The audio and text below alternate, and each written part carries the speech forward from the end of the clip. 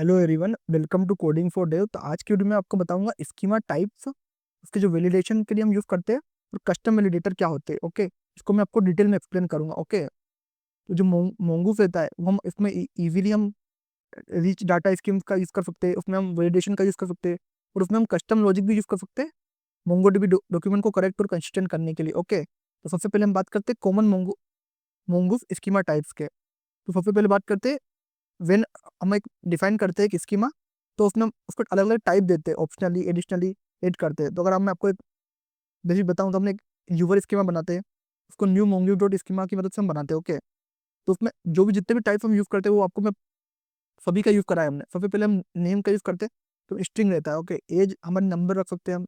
If active, अगर वो जो यूवर है वो एक्टिव है कि नहीं, तो उसके लिए हम बूलियन वैल्यूज का यूज करते हैं। ओके, और अगर उसकी जो बर्थडे अगर हम लेना है यूवर की, तो हम उसमें डेट का यूज करते हैं। ओके, अगर वो यूवर कब क्रिएट हुआ था तो उसका टाइप और डेट क्या है अभी की, उसको भी हम एक ऑब्जेक्ट में स्टोर कर सकते हैं। और जो यूवर के टेक्स्ट है उसको भी हम एक अरे ऑफ स्ट्रिंग में स्टोर कर सकते हैं। और अगर यूवर की प्रोफाइल है तो उसको हम एक ऑब्जेक्ट के अंदर पैक करके उसकी और डिटेल्स भी ऐड कर सकते हैं, जैसे सिटी और कंट्री भी ऐड कर सकते हैं हम। तो इस तरीके से हम हमारे स्कीमा को मतलब हर तरीके से एक्सपांड कर सकते हैं और उसमें जितनी चाहे उतनी डिटेल डाल सकते हैं। ओके, अब जो सपोर्टेड स्कीमा टाइप्स होते हैं, पहला होता है स्ट्रिंग, होता है जो टेक्स्ट डाटा के लिए होता है।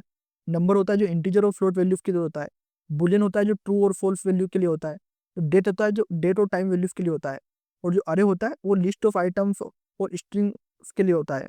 ओके, और जो ऑब्जेक्ट आईडी होता है वो रेफरेंस करने के लिए होता है अनदर ऑब्जेक्ट को। ओके, और बफर वैल्यू होती है वो होता है बाइनरी डाटा, जैसे फाइल, उसको यूज करने के लिए। और मिक्सड का यूज होता है एनी टाइप ऑफ डाटा जो रिकमेंड नहीं करते हम, जब तक जरूरत नहीं पड़ी जब तक हम उसका यूज नहीं करते। ओके, सबसे इसमें जो फील्ड वैलिडेशन ऑप्शन होते हैं, तो ईच फील्ड होती है मंगूस में, उसमें वैलिडेशन होता है। ओके, तो डिफाइन करता है स्कीमा टाइप को।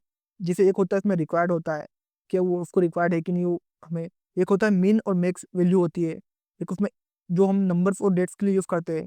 और एनम होता है जो रिस्ट्रिक्ट करता है पर्टिकुलर वैल्यू को लिस्ट में। ओके, एक हम मैच का यूज करते हैं जो वैलिडेट करता है रेजेक्स को, कि रेजेक्स से मैच हो रहा है कि नहीं हो रहा है। एक होता है वैलिडेट जो हम कस्टम फंक्शन बनाते हैं हमारे खुद के वैलिडेशन वाले। ओके, तो अगर मैं आपको इसका वैलिडेशन का भी एग्जांपल बताऊं, जैसे आपने एक यूवर स्कीमा बनाया, तो भी आप नेम में आप नॉर्मली अपने नेम ले लेते हो। आप इसमें बहुत सारी चीजें डिफाइड कर सकते हो कि आपने टाइप डिफाइड करा स्ट्रिंग, आपने रिक्वायर्ड करा ट्रू कि नेम लिखना जरूरी है, आपने उस पर मिनिमम लेंथ बताई कि उसकी मिनिमम लेंथ 2 होनी चाहिए, 4 होनी चाहिए, मैक्सिमम उसकी 15 कैरेक्टर से ज्यादा की नहीं होनी चाहिए। ओके, ये सब भी आप डिफाइड कर सकते हो यहीं पे। आप उसकी एज डिफाइन कर सकते हो, मिनिमम एज उसकी 18 रहनी चाहिए, मिनिमम 16 रहनी चाहिए। इस प्रकार से आप आपकी स्कीमा में इसका यूज कर सकते हो आप बहुत अच्छे से। आपके ईमेल में आप क्या कर सकते हो कि आपका टाइप है स्ट्रिंग, रिक्वायर्ड है ट्रू, और यूनिक वैल्यू आनी चाहिए उसको भी आपने ट्रू कर दिया। और आप एक मैच में आप आपका रेजेक्स दे सकते हो, जो ईमेल का रेजेक्स आता है, आप जैसे गूगल करोगे आप नॉर्मल के ईमेल रेजेक्स, तो एक रेजेक्स कोड मिलेगा, आप वो दोगे तो वो चेक करेगा कि वैलिड ईमेल है कि नहीं। ओके, ये जो रेजेक्स रहता है वो आप इसमें एक पर्टिकुलर रोल दे सकते हो कि आपको टाइप क्या है स्ट्रिंग, रोल क्या है, यूवर है कि एडमिन है, तो आप उसको भी दे सकते हो एनम की मदद से। ओके, तो इस तरीके से आप बहुत सारे जो इसके बिल्ट इन वैलिडेटर होते हैं स्कीमा के, उनको यूज करो ताकि आप वैलिडेशन आप चेक करोगे फ्रंट एंड में। लेकिन अब जो स्कीमा से चेक करोगे तो अगर फ्रंट एंड में गलत भी डाटा आया, लेकिन वो उस वैलिडेशन के चक्कर में वो बैकएंड में उसको एक्सेप्ट ही नहीं करेगा। ओके, तो इसलिए आप उसको स्कीमा में ही पूरा वैलिडेट करके यूज करो। ओके, अब मैं आपको बताता हूँ कुछ कस्टम वैलिडेटर जो आप कस्टम लॉजिक जो आपके नीड के हिसाब से बना सकते हो।